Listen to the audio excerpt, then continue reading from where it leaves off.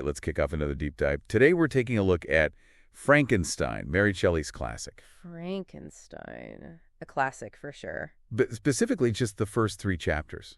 It's remarkable. Really is. How much is packed into just the beginning. You know, we get a sense of the themes right away. Oh, yeah. Ambition, love, and family.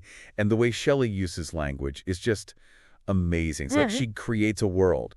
And pulls me right in. We're just stepping right into it. Yeah, and in those first 3 chapters, you're not just meeting Victor Frankenstein. Right. It's getting to know him. I mean, his childhood, Word for sure. his family, that thirst for knowledge. It's all right there. It's all there, laid out for us. Yeah, and even in these first few pages, yeah, his ambition, you can really see it taking root. Oh, yeah. It's not just learning. It's like this drive to push the boundary. Once more. Of science, right? Like jumping into alchemy and the occult. That's where things get interesting. It is, and that's where we see the theme of ambition, or really unchecked ambition. Right, the dangers of unchecked ambition. It's like Shelley's giving us a warning. Oh, absolutely. Right from the start, like foreshadowing. Foreshadowing what's to come. What's to come. Remember when the professor talks about mimicking earthquakes? And oh, yeah, mocking the invisible world? Yes, like, whoa. Those words are ominous, right? For sure. Every time I read that, I get chills. It sends chills down my spine. Every time. It's like Victor's on this path. To something dark. It's leading him somewhere dark and dangerous. And he's not alone on that path. True. I mean, think about Professor Waldman. Oh, yeah. He's a big influence. He's the one who really sparks that passion in Victor, right? Pushes him to go further. To push those boundaries. Like, Victor is attracted to these powerful figures. Yes. Like larger-than-life figures who encourage... Who encourages ambition. Exactly. Makes you wonder how much of our ambition is really our own.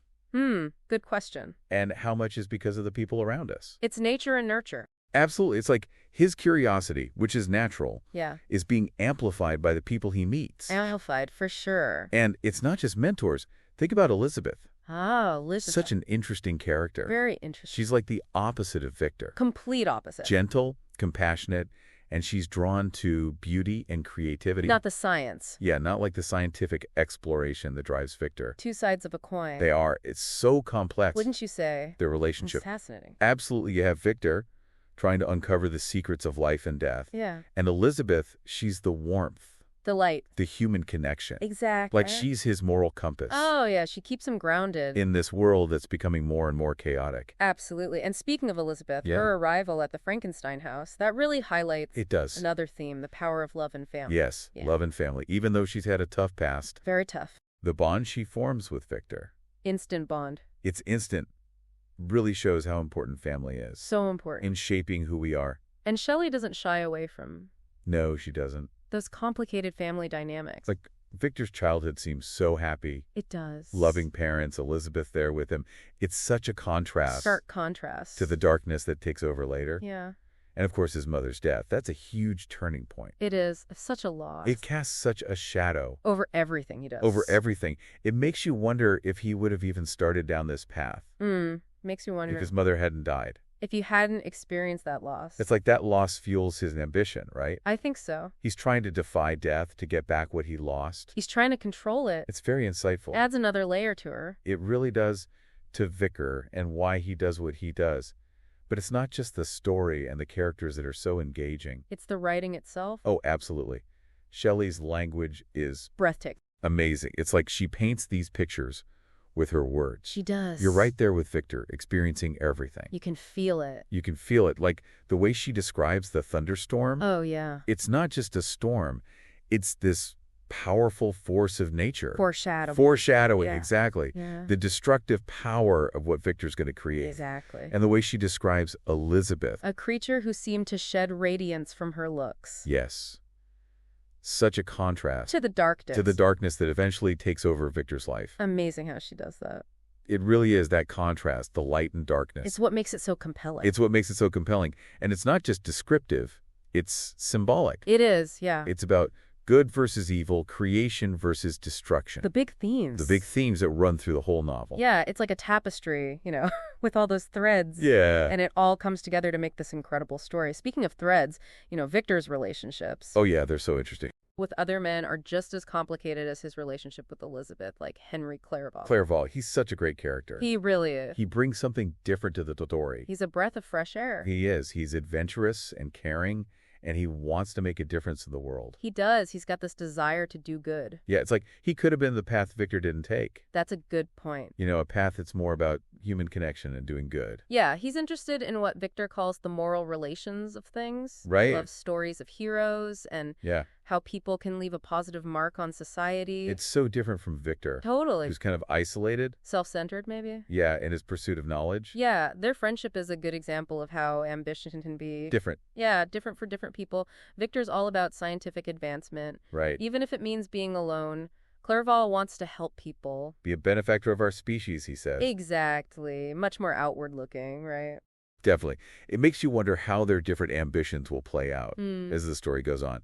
Will Victor lose his friend because of his obsession? That's a good question. Or will Clerval remind Victor about the human side of things? Yeah, the human element that Victor seems to be losing. Losing sight of. And then there's Victor's father. Oh, yes, his father. They don't really see eye to eye, do they? Different generations. Yeah, a clash between how they view knowledge. Remember when his father calls alchemy sad crash? Oh, yeah, he dismisses it completely. It's like he's rejecting a part of Victor. A core part of who it is. It is. It shows how important communication is. Between generations. Yeah, between generations. Victor even says that if his father had explained things... explained why those old ideas were wrong. Right. Maybe he would have chosen a different path. A safer path. It really shows the impact of mentorship. Yeah, the good and the bad. Both the good and the bad. Victor's looking for guidance. He wants someone to take him seriously. Yeah, to take his curiosity seriously.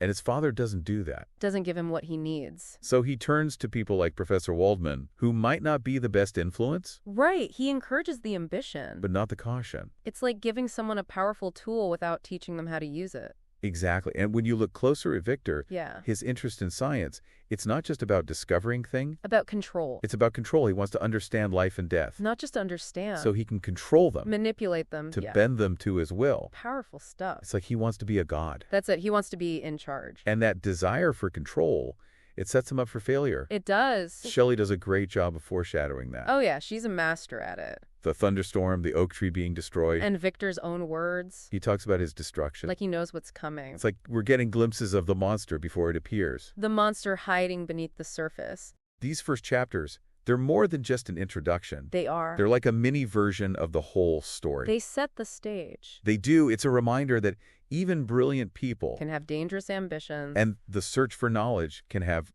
terrible consequences. Unintended consequences. Yeah, unintended and really devastating consequences. You know, it's amazing how much depth there is even in these early chapters. It really is. It's not just the big themes and the drama, but the little things. The smaller moments, like when Victor talks about his mother helping the poor. Oh, I remember that. She was so dedicated to it. He says it was like a necessity. A necessity, a passion for her. Yeah, that tells you a lot about her. It does. And the values she taught Victor. But then look at the path Victor chooses. It's so different. Like he took her drive and determination, but used them for something destructive. Makes you wonder if he was trying to, like... live up to her legacy. Yeah, but in a way she wouldn't have liked.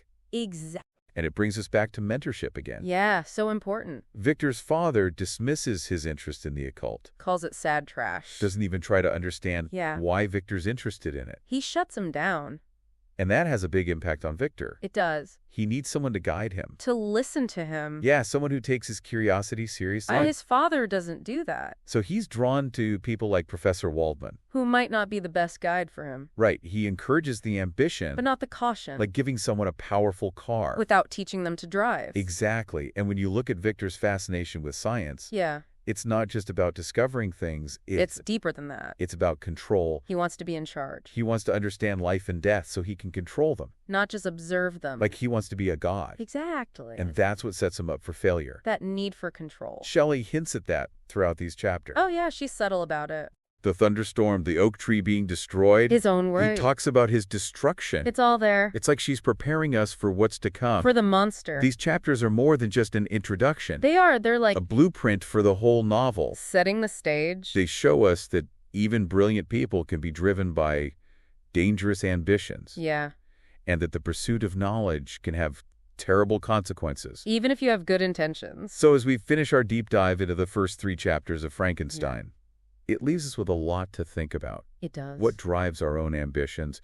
Are we trying to make the world better? Or are we tempted by power, by trying to play God? And what happens when we cross the line? When we ignore the laws of nature and morality. These are questions that will stay with us as we continue exploring this amazing novel.